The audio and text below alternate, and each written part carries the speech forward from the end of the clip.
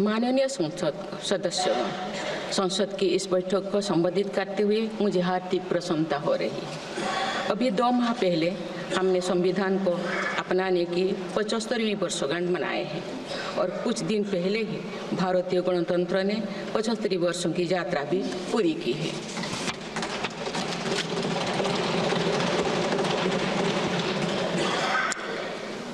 ये अवसर लोकतंत्र की जननी के रूप में भारत के गौरव को नई ऊंचाई देगा। मैं सभी देशवासियों की तरफ से बाबा साहेब आम्बेडकर समेत सभी संविधान निर्माताओं को नमन करती हूँ। माननीय सदस्यगण, इस समय देश में महाकुंभ का ऐतिहासिक पर्व भी चल रहा है। महाकुंभ भारत की सांस्कृतिक परंपरा का, भारत की सामाजिक चेतना का पर्व है। देश और दुनिया से आए करोड़ों श्रद्धालु प्रयागराज में पूर्ण स्नान कर चुके हैं। मैं मोनो अमावस्या के दिन हुई हादसे पर अपना दुख व्यक्त करती हूँ। घायलों के शीघ्र स्वस्थ होने की कामना करती हूँ। कुछ दिन पहले ही हमने देश के पूर्व प्रधानमंत्री डॉक्टर मनमोहन सिंह जी को खोए हैं। मनमोहन सिंह जी ने 10 वर्ष तक प्रधानमंत्री के रूप में देश की सेवा की। वे लंबे समय तक संसद के सदस्य भी रहे। मैं मनमोहन सिंह जी को भावभीनी श्रद्धांजलि अर्पित करती हूँ। माननीय सदस्यगण, भारत की विकास यात्रा की इस अमृतकाल को आज मेरी सरकार अभूतपूर्व उपलब्धियों के माध्यम से नई ऊर्जा दे रही है। तीसरे कार्यकाल में 3 गुना तेज गति से काम हो रहा है। आज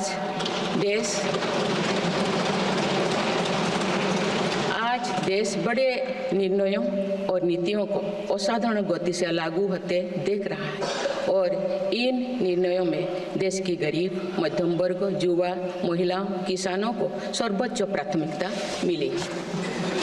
मेरी सरकार ने तीसरे कार्यकाल में सभी के लिए आवास के उद्देश्य की पूर्ति के लिए ठोस कदम उठाए हैं। प्रधानमंत्री आवास योजना का विस्तार करते हुए 3 करोड़ अतिरिक्त परिवारों को नए घर देने का निर्णय लिया गया है। इसके लिए 5,36,000 करोड़ रुपया खर्च किए जाने की योजना है। मेरी सरकार गांव में गरीबों की उनकी आवासीय भूमि का हक देने और वित्तीय समावेशन के लिए प्रतिबद्ध है। इस दिशा में स्वामित्व योजना के अंतर्गत अब तक 2 करोड़ 25 लाख स्वामित्व कार्ड जारी किए गए हैं। इनमें से करीब 70 लाख स्वामित्व कार्ड पिछले 6 महीने से जारी किए। पीएम किसान सम्मान निधि के तहत करोड़ों किसानों को पिछले महीने में 41,000 करोड़ रुपया की राशि का भुगतान हुआ है। जनजातीय समाज के 5 करोड़ लोगों के लिए धरती व जनजातीय ग्राम उत्कर्ष अभियान प्रारंभ हुआ है। इसके लिए 80,000 करोड़ रुपये का प्रावधान किया गया है। आयुष्मान भारत योजना के अंतर्गत 70 वर्षों और उससे अधिक उम्र के 6 करोड़ वरिष्ठ नागरिकों को स्वास्थ्य बीमा देने का फैसला हुआ है। इन्हें हर वर्ष 5 लाख रुपए का हेल्थ कवर मिलेगा। छोटे उद्यमियों के लिए मुद्रा ऋण की सीमा 10 लाख रुपये से बढ़कर 20 लाख रुपया कर दी गई है। मेरी सरकार ने युवाओं की शिक्षा और उनके लिए रोजगार के नए अवसर तैयार करने पर विशेष फोकस किया है। मेधावी छात्रों को उच्च शिक्षा में वित्तीय सहायता देने के लिए पीएम विद्यालक्ष्मी योजना शुरू की गई है। 1 करोड़ युवाओं को शीर्ष 500 कंपनियों में इंटर्नशिप के अवसर भी दिए जाएंगे। पेपर लीक की घटनाओं को रोकने और भर्ती में पारदर्शिता सुनिश्चित करने के लिए नया कानून लागू किया गया है। सहकार से समृद्धि की भावना पर चलते हुए सरकार ने त्रिभुवन सहकारी यूनिवर्सिटी की स्थापना को प्रस्ताव स्वीकृत किया है। सरकार ने प्रधानमंत्री ग्राम सड़क योजना के 4थे चरण में 25,000 बस्तियों को जोड़ने के लिए 70,000 करोड़ रुपया स्वीकृत किए। आज जब हमारा देश अटल जी की जन्म शताब्दी का वर्ष मना रहा है, तो प्रधानमंत्री ग्राम सड़क योजना उनके विजन का पर्याय बनी हुई है। देश में अब 71,000 वंदे भारत, अमृत भारत और नमो भारत ट्रेन चल रही है, जिनमें पिछले 6 माह में ही 17 नए वंदे भारत और एक नमो भारत ट्रेन को जोड़ा गया है। वन नेशन वन इलेक्शन और वक्फ अधिनियम संशोधन जैसे कई महत्वपूर्ण विषय पर भी सरकार ने तेज गति से कदम आगे बढ़ाए हैं। माननीय सदस्यगण, मेरी सरकार के 1 दशक के कार्यकाल ने विकसित भारत की यात्रा को नई ऊर्जा दी है। विकसित भारत के विजन में जन भागीदारी का सामूहिक सामर्थ्य है, देश की आर्थिक उन्नति का रोड मैप है, डिजिटल क्रांति के रूप में टेक्नोलॉजी की ताकत है और आधुनिक इंफ्रास्ट्रक्चर आधार भी है। मेरी सरकार के प्रयास के बल पर भारत दुनिया की तीसरी सबसे बड़ी अर्थव्यवस्था बनने जा रही है। विकसित भारत की उड़ान को हमारे संविधान के आदर्शों का सतत मार्गदर्शन मिलता रहे, इसके लिए सरकार ने सेवा, सुशासन, समृद्धि और स्वाभिमान इन प्रमुख सिद्धांतों को गवर्नेंस के केंद्र में रखा है। सरकार रिफॉर्म, परफॉर्म और ट्रांसफॉर्म के अपने संकल्पों को तेज गति से आगे बढ़ा रही है।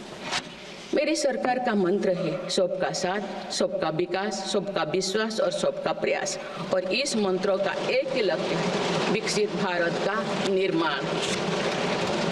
माननीय सदस्यगण, जब देश के विकास का लाभ अंतिम पायदान पर खड़े व्यक्ति को भी मिलने लगता है, तो भी विकास सार्थक होता है। मेरी अंत्योदय की वह भावना है जिसके प्रति मेरी सरकार संकल्पित रही है। गरीब को गरिमापूर्ण जीवन मिलने से उसमें जो सशक्तिकरण का भाव पैदा होता है और गरीबी से लड़ने में उसकी मदद करता है। स्वच्छ भारत अभियान के तहत बने 12 करोड़ शौचालय, प्रधानमंत्री उज्ज्वला योजना के तहत निःशुल्क दिए गए 10 करोड़ गैस कनेक्शन, 80 करोड़ जरूरतमंदों का राशन, सौभाग्य योजना, जल जीवन मिशन जैसे अनेक योजनाओं में गरीब को ये भरोसा दिया गया है कि वे सम्मान के साथ जी सकते हैं। ऐसे ही प्रयासों की वजह से देश के 25 करोड़ लोग गरीबों को परास्त करके आज अपने जीवन में आगे बढ़ रहे हैं। इन्होंने न्यू मिडिल क्लास का एक ऐसा समूह तैयार किया है जो भारत की ग्रोथ को नई ऊर्जा से भर रहा है। माननीय सदस्यगण, भारत जैसे देश की आर्थिक उन्नति मध्यम वर्ग, मिडिल क्लास की आकांक्षाओं और उनकी पूर्ति से परिभाषित होती है।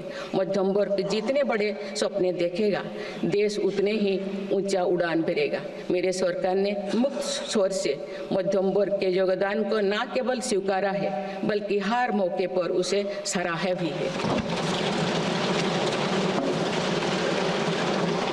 सरकारी कर्मचारी भी मिडिल क्लास के अहम प्रतिनिधि है।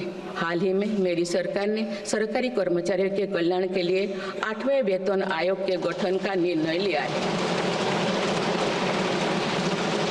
ये निर्णय आने वाले वर्षों में सरकारी कर्मचारियों के वेतन में बड़ी वृद्धि का आधार बनेगा।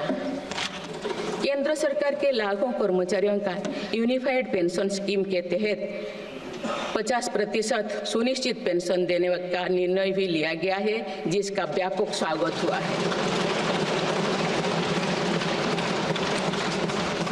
मध्यम वर्ग का अपने घर का सपना पूरा करने के लिए भी मेरी सरकार प्रतिबद्ध है। रेरा जैसे कानून बनाकर मध्यम वर्ग के सपने को सुरक्षा दी गई है। घर के लिए लोन पर सब्सिडी दी जा रही है। उड़ान योजना ने लगभग 1.5 करोड़ लोगों का हवाई जहाज में उड़ने का सपना पूरा किया गया है। जन औषधि केंद्रों में 80% रियायती दरों पर मिल रही दवाओं से देशवासियों की 30,000 करोड़ रुपये से ज़्यादा बचे हैं। हर विषय की पढ़ाई के लिए सीटों की संख्या में भी कई गुना बढ़ोतरी का बहुत लाभ मध्यम वर्ग को मिला है। राष्ट्र निर्माण में करदाता के योगदान को मेरी सरकार ने सम्मान देते हुए टैक्स से जुड़े मसलों को आसान किया है। टैक्स विवादों को कम करने के लिए फेसलेस मूल्यांकन की शुरुआत कर पारदर्शिता बढ़ाई गई है। आप देश में 75 वर्ष से अधिक उम्र के वरिष्ठ नागरिकों को जिन्हें सिर्फ पेंशन मिलती है, आयकर रिटर्न दाखिल करने के संबंध में स्वयं निर्णय लेने का अधिकार दिया गया है। माननीय सदस्यगण, मेरी सरकार महिलाओं के नेतृत्व में देश को सशक्त बनाने में यानी ह्यूमन लेड डेवलपमेंट में विश्वास करती है। नारी शक्ति बंधन अधिनियम के द्वारा लोकसभा और विधानसभा में महिलाओं के लिए आरक्षण इस दिशा में एक महत्वपूर्ण कदम है। राष्ट्रीय ग्रामीण आजीविका मिशन के तहत 91 लाख से अधिक स्वयं सहायता समूहों को सशक्त किया जा रहा है। देश की 2 करोड़ से भी अधिक महिलाओं को इसके साथ जोड़ा गया है। इन्हें कुल 9 लाख करोड़ रुपये से अधिक की राशि बैंक लिंकेज के माध्यम से वितरित की जा रही है। मेरी सरकार का लक्ष्य देश में 3 करोड़ लखपति दीदी बनाने का है। आज 1 करोड़ 15 लाख से भी अधिक लखपति दीदी एक गरिमामयी जीवन जी रहे हैं। इनमें से लगभग 50 लाख लखपति दीदी बीते 6 महीने में बनी हैं। ये महिलाएं एक उद्यमी के रूप में अपने परिवार के आय में योगदान दे रहे हैं। इंश्योरेंस फॉर ऑल की भावना के साथ कुछ महीने पूर्व ही बीमा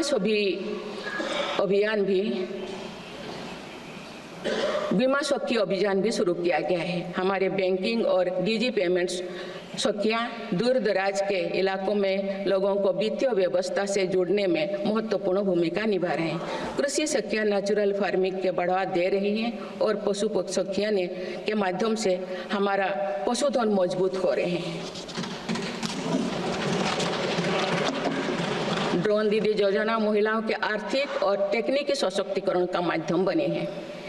ये इस संसद के लिए गौरव का विषय है कि बड़ी संख्या में भारत की बेटियां लड़ाकू विमान उड़ा रही हैं, पुलिस में भर्ती हो रही हैं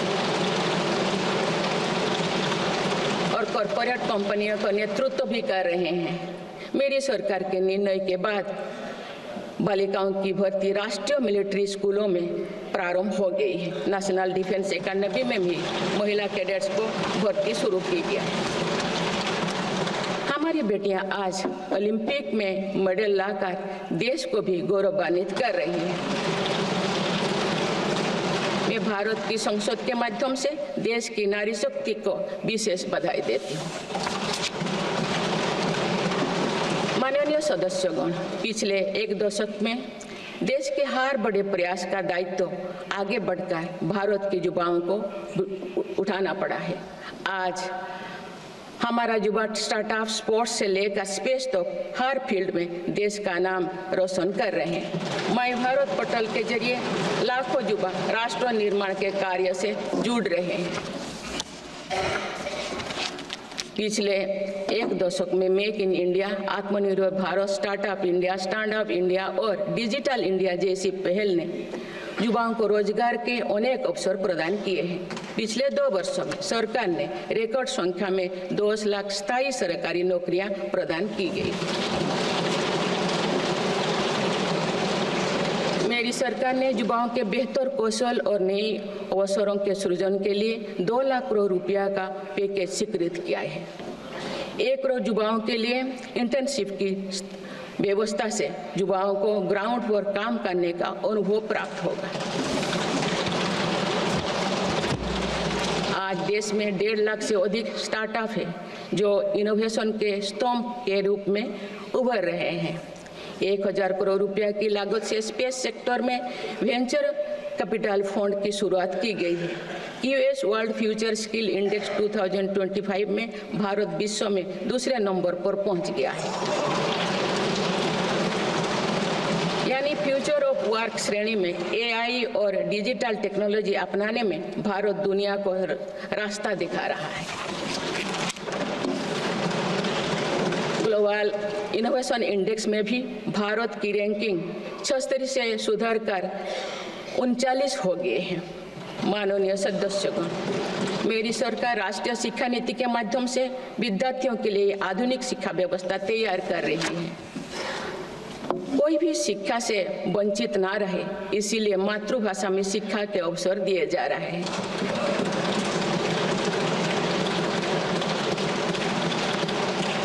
विभिन्न भर्ती परीक्षाएं 13 भारतीय भाषाएं में आयोजित कर भाषा संबंधी बाधाओं को भी दूर किया गया है।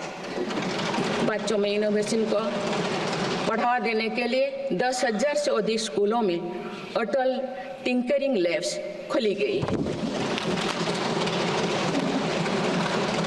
ईज ऑफ डूइंग रिसर्च के लिए हाल ही में one nation one subscription scheme लागू कर दिया है। इससे अंतर्राष्ट्रीय शोध की सामग्री निःशुल्क उपलब्ध हो सकेगी।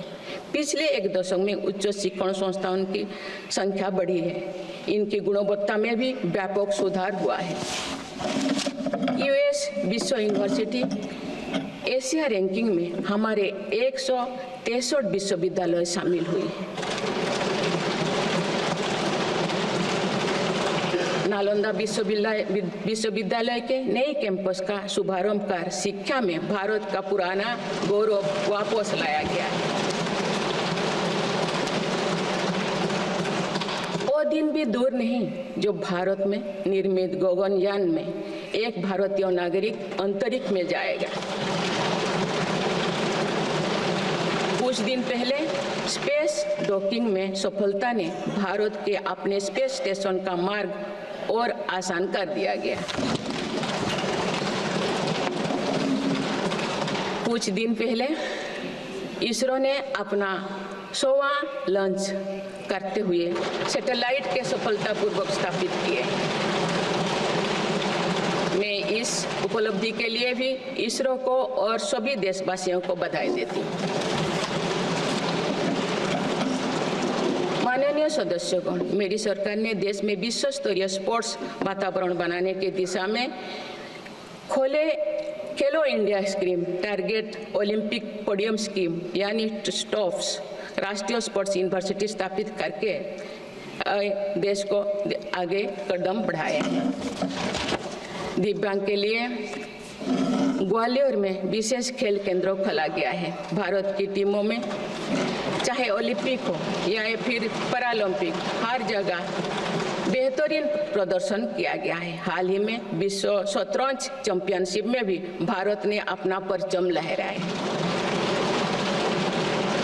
फिट इंडिया मूवमेंट चलाकर हम सशक्त युवा शक्ति का निर्माण कर रहे हैं।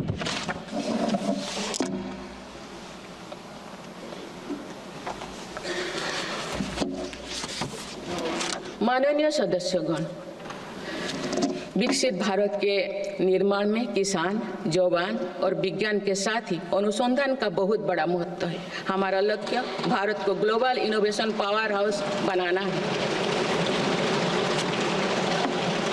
देश के शिक्षण संस्थानों में अनुसंधान को बढ़ावा देने के लिए 50,000 करोड़ रुपया की लागत से अनुसंधान नेशनल रिसर्च फाउंडेशन स्थापित किया गया है। 10,000 करोड़ रुपया के लागत से विज्ञान धारा योजना के तहत विज्ञान एवं प्रौद्योगिकी में इनोवेशन को बढ़ावा दिया जा रहा है। आर्टिफिशियल इंटेलिजेंस के क्षेत्र में भारत के योगदान को आगे बढ़ाते हुए इंडिया एआई मिशन प्रारंभ किया गया है। राष्ट्रीय क्वांटम मिशन से भारत इस फ्रंटियर टेक्नोलॉजी में दुनिया के अग्रणी देशों की पंक्ति में स्थान बना सकेगा। मेरी सरकार देश में बायो मैन्युफैक्चरिंग को बढ़ावा देने के उद्देश्य से बायो ई-ट्री पॉलिसी लाई है। ये पॉलिसी भविष्य की औद्योगिक क्रांति का सूत्रधार होगा। बायो इकोनॉमी का उद्देश्य प्राकृतिक संसाधनों का कुशल उपयोग करना है, जिससे पर्यावरण को संरक्षित करते हुए रोजगार के नए अवसर पैदा होगा। माननीय सदस्यगण, मेरी सरकार ने अर्थव्यवस्था को पॉलिसी पैरालिसिस जैसे परिस्थितियों से उबरने के लिए मजबूत इच्छा शक्ति के साथ काम किया है। कोविड और उसके बाद के हालात एवं युद्ध जैसी वैश्विक चिंताओं के बावजूद भारतीय अर्थव्यवस्था ने जो स्थायित्व एवं रेजिलियंस दिखाया है वो उसके सशक्त होने का प्रमाण है। मेरी सरकार ने ईज ऑफ डूइंग बिजनेस को बढ़ावा देने के लिए कई महत्वपूर्ण कदम उठाए हैं। वन नेशन वन टैक्स की भावना के तहत जीएसटी को व्यवस्था लागू की गई है, जिसका फायदा सभी राज्यों को मिल रहा है। मेक इन इंडिया जैसी नीतियों के कारण आप बड़े ग्लोबल ब्रांड को प्रोडक्ट पर भी मेड इन इंडिया के लेवल्स देखने लगे हैं। माननीय सदस्यगण, भारत के छोटे व्यापारी गांव से लेकर शहरों तक हर जगह आर्थिक प्रगति को गति देते हैं। मेरी सरकार छोटे उद्यमियों को अर्थव्यवस्था की रीढ़ मानते हुए उन्हें स्वरोजगार के नए अवसर दे रही है।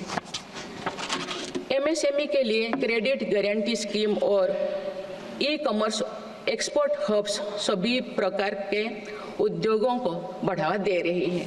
तीसरी कार्यकाल में मेरी सरकार द्वारा मुद्रा ऋण की सीमा को 10 लाख रुपये से बढ़ाकर 20 लाख रुपया करने का लाभ करोड़ों छोटे उद्यमियों को हुआ। मेरी सरकार ने क्रेडिट एक्सेस को आसान बनाया है। इससे वित्तीय सेवाओं की लोकतांत्रिक बनाया जा सका है।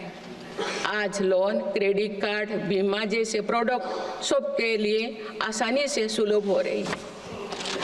दशकों तो हमारे देश के रेहड़ी फैक्ट्री पर दुकान लगाकर आजीविका चलाने वाले भाई बहन बैंकिंग व्यवस्था से बाहर रहे। आज उन्हें पीएम स्वनिधि योजना का लाभ मिल रहा है। डिजिटल ट्रांजैक्शन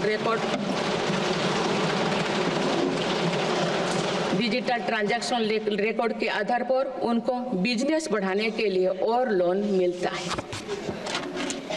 ओएनडीसी की व्यवस्था ने डिजिटल कॉमर्स यानी ऑनलाइन शॉपिंग की व्यवस्था को समावेशी बनाया है। आज देश में छोटे बिजनेस को भी आगे बढ़ाने का समान अवसर मिल रहा है। माननीय सदस्यगण, मेरी सरकार ने 10 वर्षों में प्रगति के जो नए अध्याय लिखे हैं उनमें से एक स्वर्णिम सोपान भारत को डिजिटल क्रांति का भी है।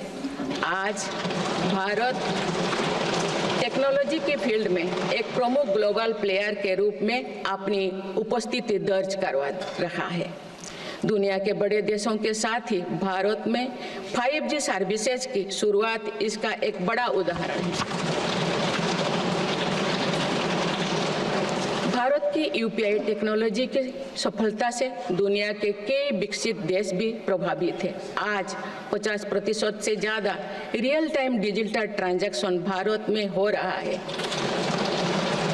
मेरी सरकार ने डिजिटल टेक्नोलॉजी को सामाजिक न्याय और समानता के एक टूल के तौर पर इस्तेमाल किया है। डिजिटल पेमेंट कुछ लोगों या कुछ वर्गों तक सीमित नहीं है। भारत में छोटे से छोटा दुकानदार भी इस सुविधा का लाभ उठा रहे हैं।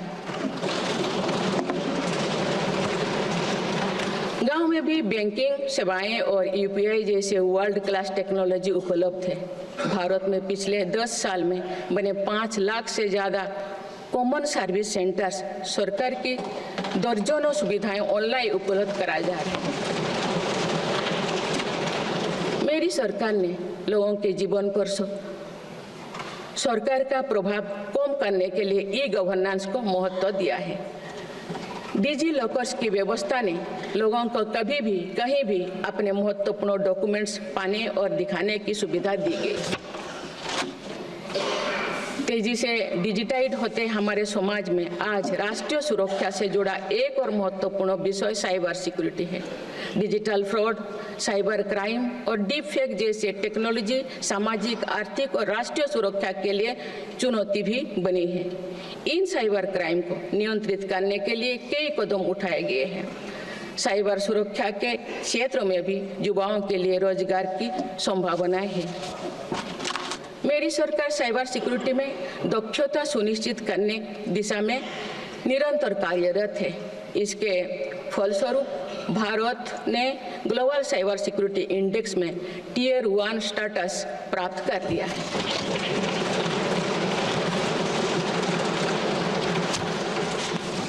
माननीय सदस्यगण, किसी भी देश का आधुनिक इंफ्रास्ट्रक्चर ने केवल उसके नागरिकों को एक बेहतर जीवन एवं देश को नई पहचान देता है, बल्कि देश को एक नया आत्मविश्वास भी देता है। बीते दशक में भारत ने वर्ल्ड क्लास इंफ्रास्ट्रक्चर निर्माण के कई माइलस्टोन तय किए हैं। इस आधुनिक इंफ्रास्ट्रक्चर से दुनिया में भारत की छवि मजबूत हुई है। इन्वेस्टर्स का भारत के प्रति भरोसा बढ़ा है, उपयोग को बल मिला है और नए रोजगार का निर्माण हो रहा है। मेरी सरकार देश के हर हिस्से को हाईवे, एक्सप्रेसवे से कनेक्ट करने के लिए मिशन मोड में काम कर रही है। पीएम गति शक्ति नेशनल मास्टर प्लान के द्वारा परियोजना पर पूरा करने की गति तेज हुई है। 2 साल पहले बुनियादी ढांचे का बजट लगभग 2 लाख करोड़ रुपया था, जो पिछले बजट में बढ़कर 11 लाख करोड़ रुपया से अधिक हो गया।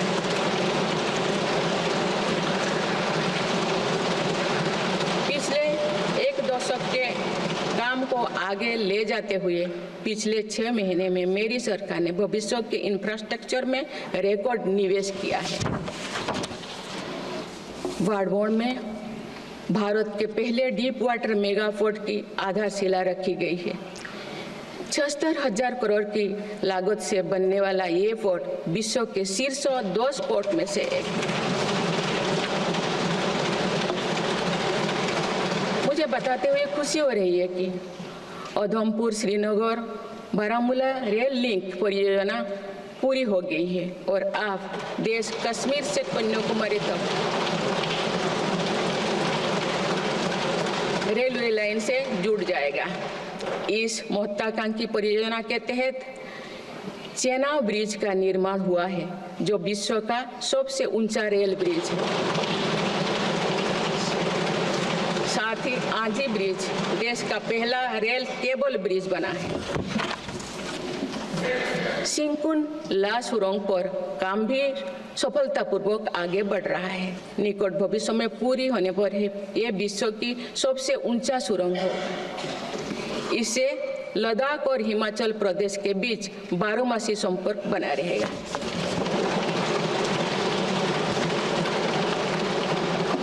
भारत का एविएशन सेक्टर तेजी से विकास कर रहा है। देश की एयरलाइन कंपनियों ने 1700 से अधिक नए विमानों के ऑर्डर दिए हैं। इतनी बड़ी संख्या में आने वाले विमानों के परिचालन के लिए हम एयरपोर्ट्स का विस्तार कर रहे हैं। पिछले एक दशक में देश के एयरपोर्ट्स की संख्या 2 गुनी हो गई।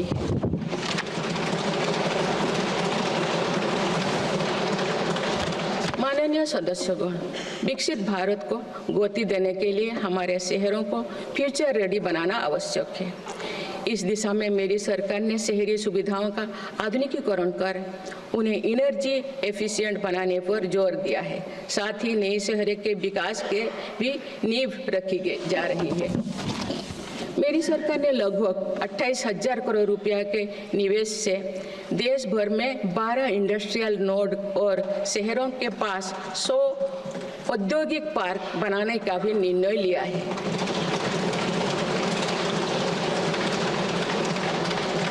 शहरी यातायात को सुगम बनाने के कार्य लगातार जारी है। दिल्ली, पुणे, ठाणे और बेंगलुरु में मेट्रो प्रोजेक्ट्स और अहमदाबाद भुज रूट पर शुरू हुई नमो भारत रैपिड रेल सर्विसेज विकसित भारत के शहरों का स्वरूप है।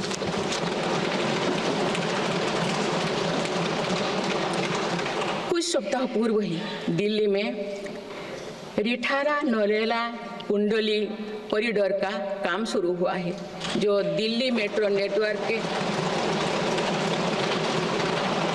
बड़े सेक्शन में से एक होगा। मेरी सरकार के निरंतर प्रयास से दिल्ली में मेट्रो टूर लगातार बढ़ रहा है।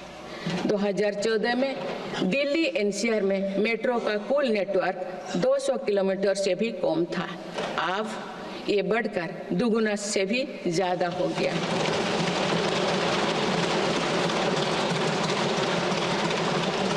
आज मुझे ये बताते हुए बेहद प्रसन्नता हो रही है कि भारत का मेट्रो नेटवर्क अब 1000 किलोमीटर के माइलस्टोन को पार कर चुका है। भारत अब मेट्रो नेटवर्क के मामले में दुनिया का तीसरा सबसे बड़ा देश बन गया है।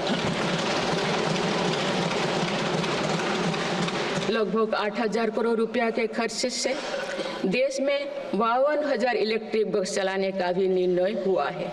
इससे शहरी इलाका में सुगम और स्वच्छ यातायात की सुविधा मिलेगी और अनेक लोगों को रोजगार भी मिलेगा। आसान कनेक्टिविटी और अर्बन टूरिज्म को बढ़ावा देने के लिए देश में 15 रोपवे प्रोजेक्ट्स की योजना पर भी काम हो रहा है।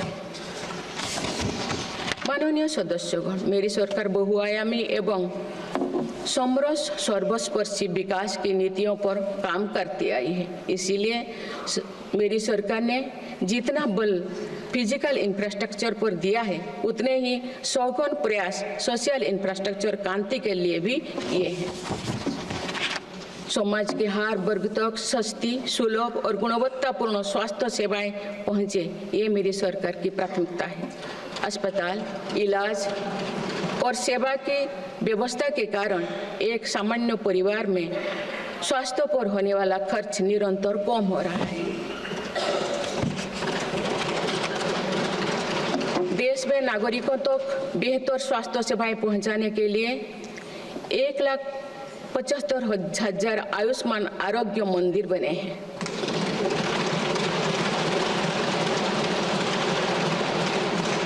देश में कैंसर मरीजों की बढ़ती संख्या और इलाज में होने वाले खर्च को देखते हुए अनेक कैंसर दवाओं को कस्टम ड्यूटी में से मुक्त कर दिया गया है।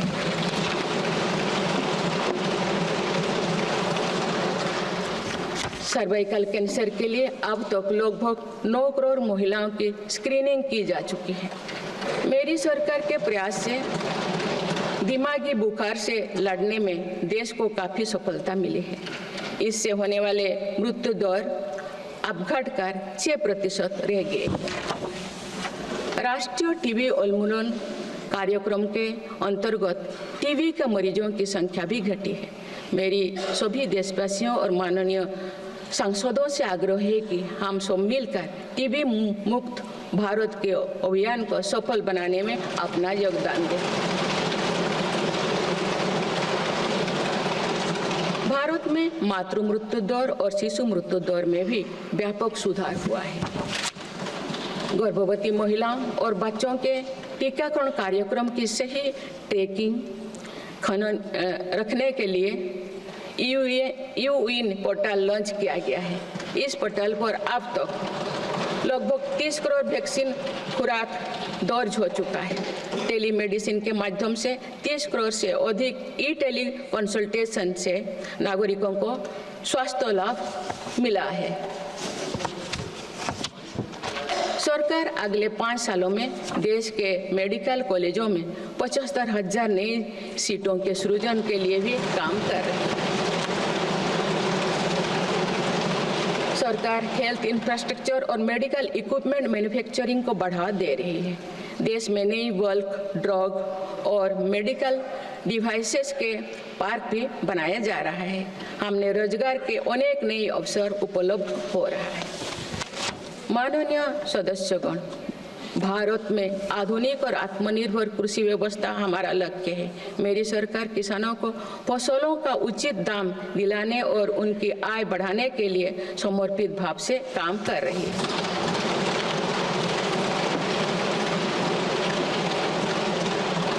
वर्ष 2023-24 में रिकॉर्ड 332 मिलियन टन अनाज उत्पादन हुआ है और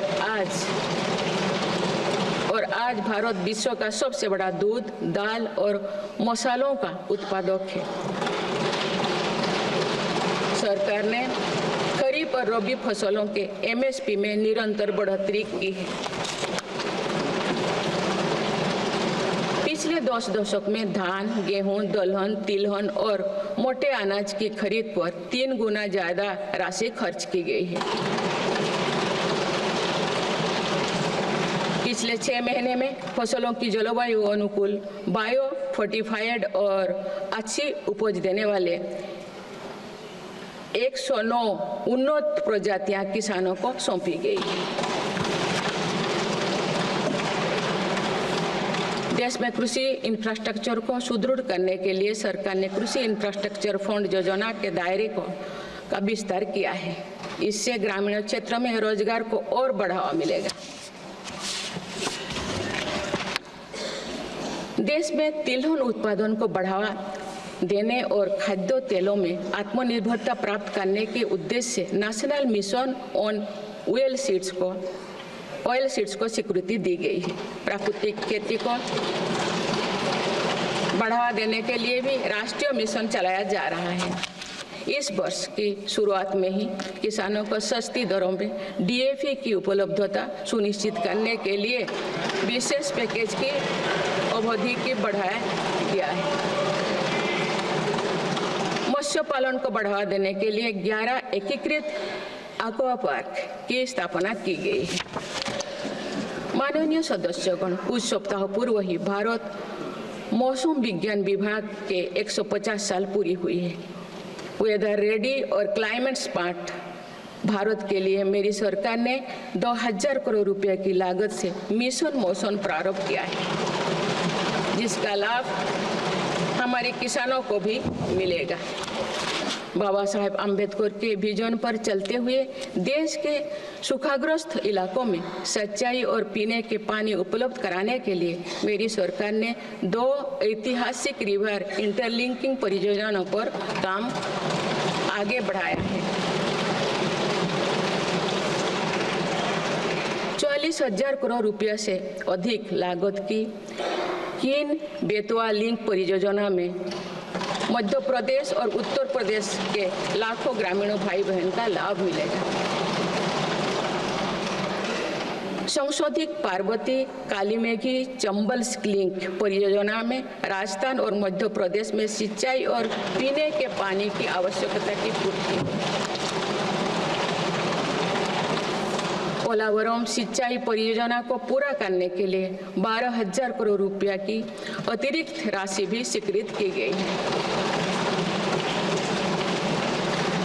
माननीय सदस्यगण, हमारे 8 लाख सहकारी संस्थाएं एवं उनके 19 करोड़ हितधारक सदस्य ग्रामीण भारत के करीब 90% क्षेत्र का प्रतिनिधित्व करते हैं। बीते वर्षों में शहरी क्षेत्रों में भी सहकारी संस्थाओं का विस्तार हुआ है। सहकारी सेक्टर के आर्थिक सशक्तिकरण के लिए उठाए गए विभिन्न कदमों के फलस्वरूप रोजगार के अनेक अवसर सृजित हो गए हैं। वर्ष 2025 को अंतर्राष्ट्रीय सहकारिता वर्ष के रूप में मनाया जा रहा है, जिसमें भारत अपना महत्वपूर्ण योगदान देगा।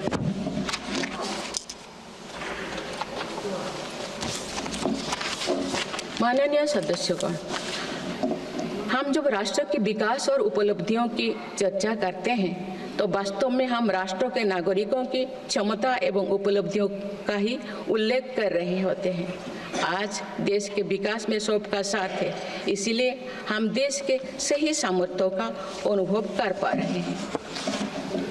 मेरी सरकार के प्रयासों का सबसे अधिक लाभ देश के दलित, वंचित और आदिवासी समाज को मिल रहा है।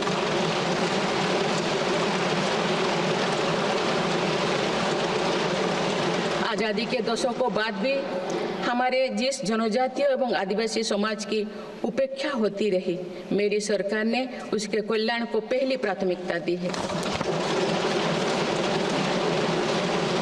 धरती आबा जनजातीय ग्राम उत्कर्ष अभियान और PM जनमन योजना इसका प्रत्यक्ष उदाहरण है। देश भर में स्थापित 470 से अधिक एकलव्य मॉडल आवासीय विद्यालय के माध्यम से लगभग 1.25 लाख आदिवासी बच्चों को स्कूली शिक्षा दी जा रही है। पिछले 10 वर्ष में आदिवासी बहुल इलाकों में 30 नए मेडिकल कॉलेज खोले गए हैं। विशेष राष्ट्रीय मिशन चलाकर आदिवासी समुदाय की सिकल सेल से जुड़े स्वास्थ्य सेवाओं पर भी ध्यान दिया जा रहा है।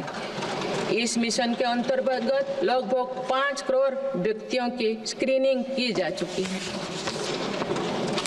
जनजातीय विरासत को सहेजने के लिए भी मेरी सरकार ने अनेक कदम उठाए हैं। इस वर्ष भगवान बिरसा मुंडा की 150वीं जयंती का पर्व पूरे देश में जनजातीय गौरव वर्ष के रूप में मनाया जा रहा है।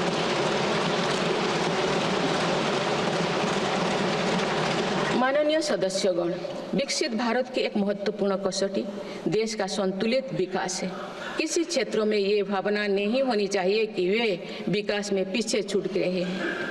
मेरी सरकार ने नॉर्थ ईस्ट के लोगों की इन्हीं भावनाओं को समझा, उनके दिल से दूरियों का भाव समाप्त किया।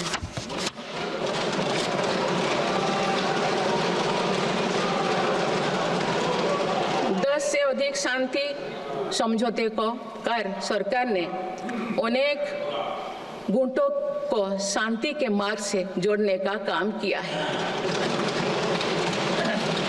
पूरा देश नॉर्थ ईस्ट के 8 राज्यों की संभावनाओं को देख सके, इस दिशा में पहले अष्टलोक महोत्सव का आयोजन किया गया है।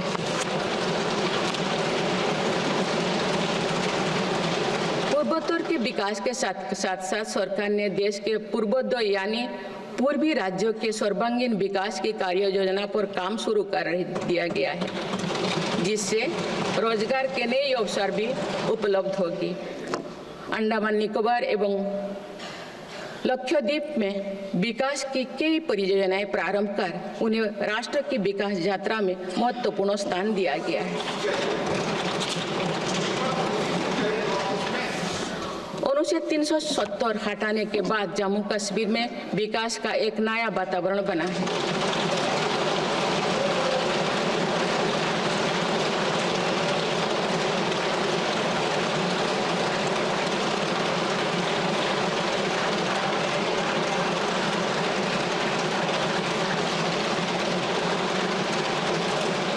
जम्मू कश्मीर में लोकसभा चुनाव एवं विधानसभा चुनाव अत्यंत शांतिपूर्ण माहौल में संपन्न हुए। जम्मू कश्मीर के लोग इसके लिए बधाई के पात्र हैं। माननीय सदस्यगण, राष्ट्र या समाज की सफलता समावेशी एवं सर्वस्पर्शी तभी होती है जब वो सिद्धांतों से प्रेरित हो। इसलिए मेरी सरकार ने उन मौलिक सिद्धांतों को हमेशा अपने कार्यनीति के केंद्र में रखा, जिनका निर्देश हमारे संविधान ने दिया है। संविधान के आलोक में मेरी सरकार की प्रमुख सैद्धांतिक प्रेरणा है सेवा।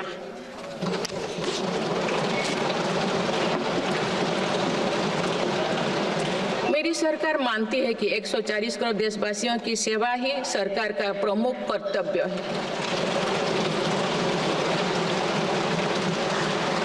इस दिशा में सरकार पूरी संवेदनशीलता से काम कर रही है। समाज के पिछड़े वर्ग और सफाई कर्मचारियों को आसान लोन मुहैया कराने के लिए पीएम सूरज योजना का विस्तार किया गया है। सरकारी योजनाओं का लाभ दिव्यांगजनों तक पहुंचाने के लिए 1 करोड़ से अधिक दिव्यांग पहचान पत्र जारी किए गए हैं। स्वच्छता सैनिकों के लिए चलाई जा रही नमस्ते योजना का विस्तार कर अब स्वच्छता का बीड़ा उठाने वाले भाई बहनों को भी इसमें शामिल किया गया है।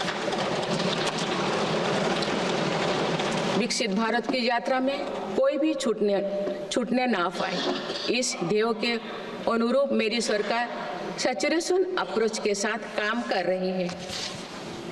माननीय सदस्यगण, बीता दशक भारत की सांस्कृतिक चेतना के पुनः जागरण का दशक रहा है।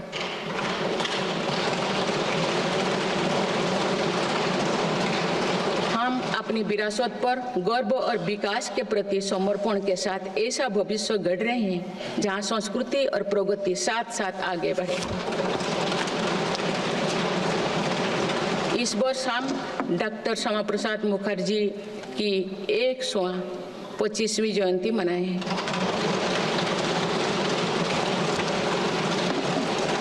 उन्होंने कहा था कि सच्चा राष्ट्रवाद केवल भारत की भौतिक एकता नहीं बल्कि उनकी सांस्कृतिक एकता को मजबूत करने में है। इसी कड़ी में भगवान महावीर का 2550वें निर्माण महोत्सव श्रद्धापूर्वक मनाया गया है।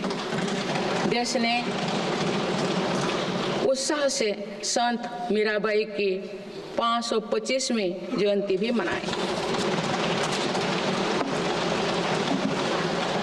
महाकवि संत तरुवल्लभ की स्मृति में कई देशों में सांस्कृतिक केंद्र स्थापित किए जा रहे हैं। मेरी सरकार काशी तमिल संगमम, काशी तेलुगु संगमम, सौराष्ट्र तमिल संगमम जैसे सांस्कृतिक आयोजन करके देश की एकता को बढ़ावा दे रहे हैं। माननीय सदस्यगण, हमारी पांडुलिपियों या हमारी धरोहर है। इनमें विशाल ज्ञान समाहित है जिसका मानव जाति के लाभ के लिए अध्ययन, शोध और उपयोग करने की आवश्यकता है। उन्होंने प्रौद्योगिकी का उपयोग करके पांडुलिपियों के डिजिटाइजेशन और संरक्षण का कार्य मिशन मोड पर प्रारंभ किया जा रहा है। देश की विरासत का एक महत्वपूर्ण स्तंभ हमारी समृद्ध भाषा संस्कृति है। मुझे खुशी है कि सरकार ने असमी, मराठी, पाली, प्राकृत और बांग्ला भाषाओं को क्लासिकल लैंग्वेज का दर्जा दिया है। भारत की सभी भाषाओं में सरलता से संवाद के लिए AI की सहायता से भाषिणी प्लेटफॉर्म का देशवासी व्यापक उपयोग कर रहे हैं। माननीय सदस्यगण, मेरी सरकार के प्रयासों से आज विश्व के सांस्कृतिक मंच पर भारत ने ग्लोबल लीडर की पहचान बनाई है।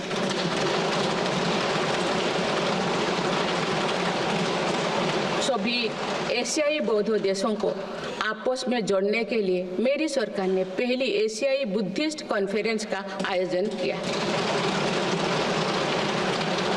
पिछले वर्ष वर्ल्ड हेरिटेज कमेटी की बैठक का आयोजन भी भारत में हुआ, जिसमें 140 देशों ने भाग लिया। अंतर्राष्ट्रीय योग दिवस के माध्यम से पूरा विश्व आज भारत की योग परंपरा को अंगीकार कर रहा है। माननीय सदस्यगण, प्रगति की भव्य इमारत को नई बुलंदियों तक ले जाने के लिए मजबूत स्तंभों की जरूरत होती है। भारत के विकास के लिए मेरी सरकार ने रिफॉर्म, परफॉर्म और ट्रांसफॉर्म के ऐसे ही 3 मजबूत स्तंभ बनाए हैं। आज ये सब पूरी दुनिया में भारत के नए गवर्नेंस मॉडल का पर्याय बन गए हैं। सरकार ने संविधान के लागू होने से पहले बने कानूनों की विस्तृत समीक्षा की है। कई कानूनों को निरस्त या संशोधन किया जा रहा है ताकि पूरा तंत्र वर्तमान सामाजिक और आर्थिक चुनौतियों का सामना कर सके। सरकार अब तक 1500 से अधिक पुराने और आवश्यक कानूनों को निरस्त कर चुके हैं। गुलामी के कानूनों को हटाकर दंड संहिता के स्थान पर न्याय संहिता लागू किए गए। जन विश्वास और जन भागीदारी के साथ मेरी सरकार जनता का जीवन सुगम बनाने पर कार्य कर रही है। विवादों को निपटाने के लिए विवाद से विश्वास की पहल की गई है। इसी भावना के साथ सरकार ने 40,000 से अधिक नियमों का कम या सरल किया है और 3500 प्रावधानों को अपराध मुक्त किया है।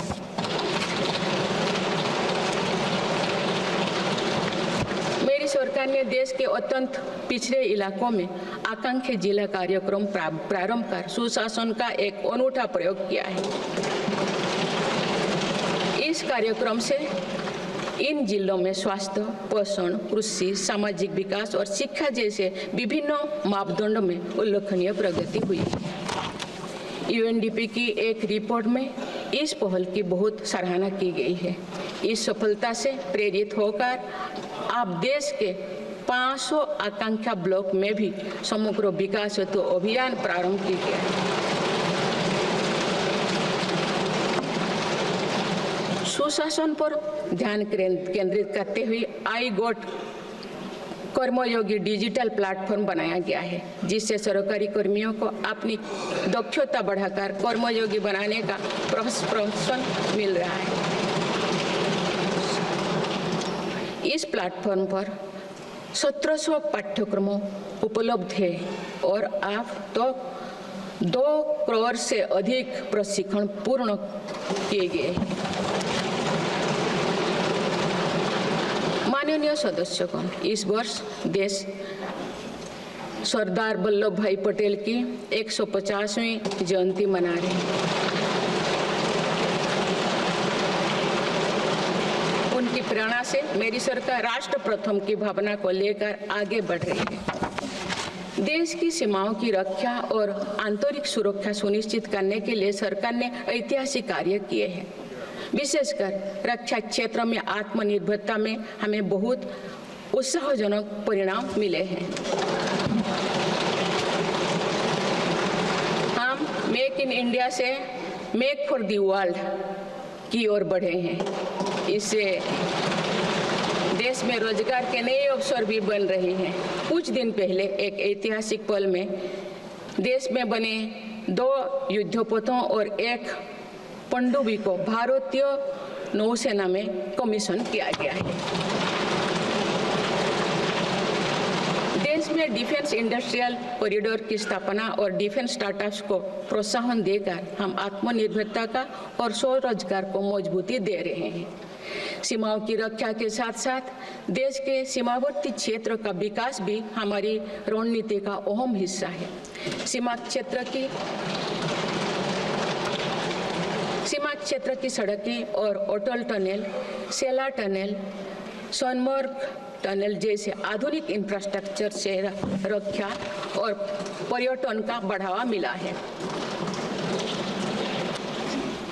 सीमा पर स्थित देश के प्रथम गांव में वाइब्रेंट विलेज कार्यक्रम प्रारंभ किया गया है। वामपंथी उग्रवाद को समाप्त करने के लिए के अंतिम चरण की भी शुरुआत हो चुकी है। सरकार के प्रयासों से वामपंथी उग्रवाद प्रभावित जिलों की संख्या 126 से घटकर अब 38 तक आ गई है। माननीय सदस्यगण, वैश्विक अस्थिरता के वातावरण में भारत आर्थिक, सामाजिक और राजनैतिक स्थिरता का स्तंभ बनकर विश्व के सामने आदर्श प्रस्तुत कर रहा है। चाहे G7 समिट हो या क्वाड, ब्रिक्स, एससीओ हो या G20, भारत के सामर्थ्य, नीति और नियत पर पूरे विश्व ने भरोसा जताया है।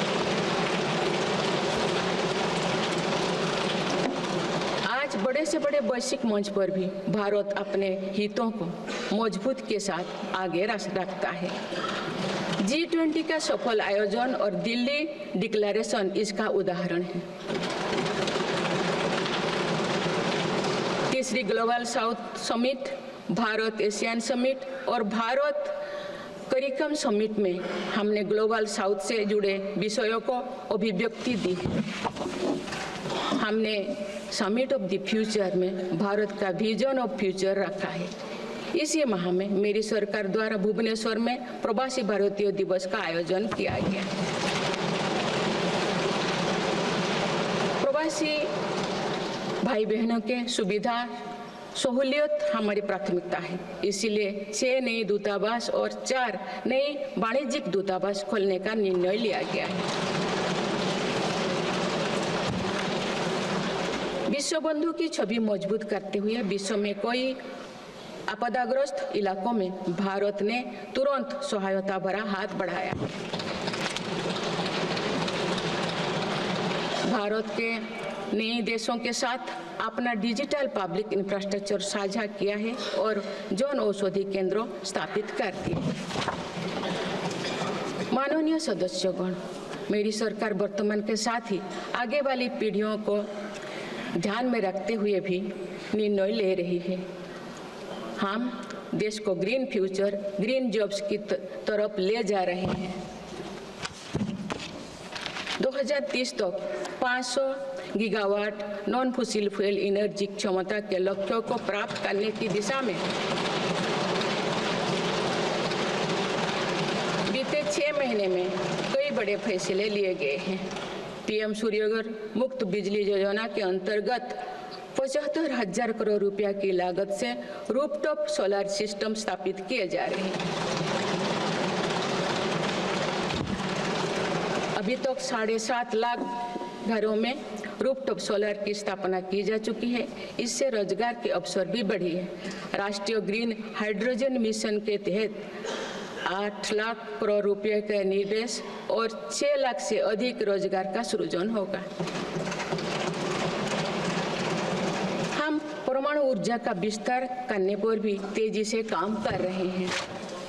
मेरी सरकार वाहन स्क्रैपिंग पॉलिसी लाई है ताकि पुराने वाहनों का वैज्ञानिक तकनीकी से निपटारा हो और इससे भी रोजगार के नए अवसर सृजित हो। इसी क्रम में विश्व पर्यावरण दिवस 2024 पर एक पेड़ मां के नाम अभियान प्रारंभ किया गया।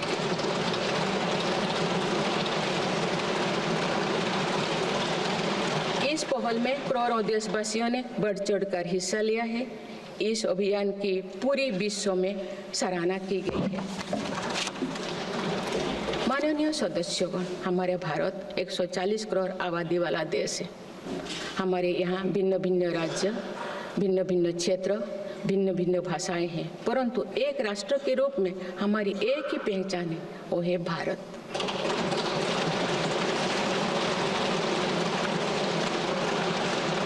हमारा एक ही संकल्प है, एक ही लक्ष्य है, विकसित भारत।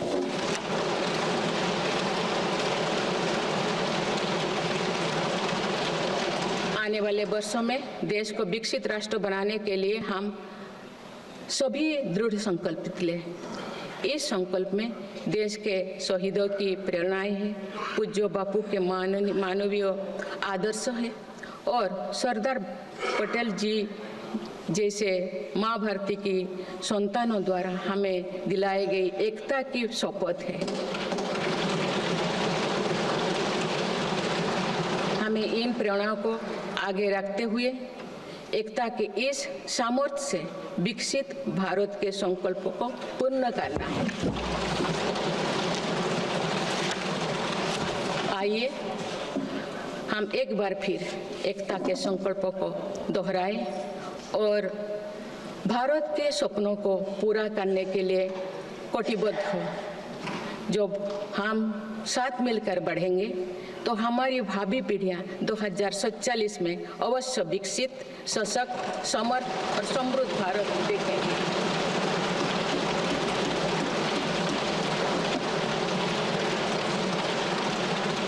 आप सभी को बहुत बहुत शुभकामनाएं। धन्यवाद। जय हिंद, जय भारत।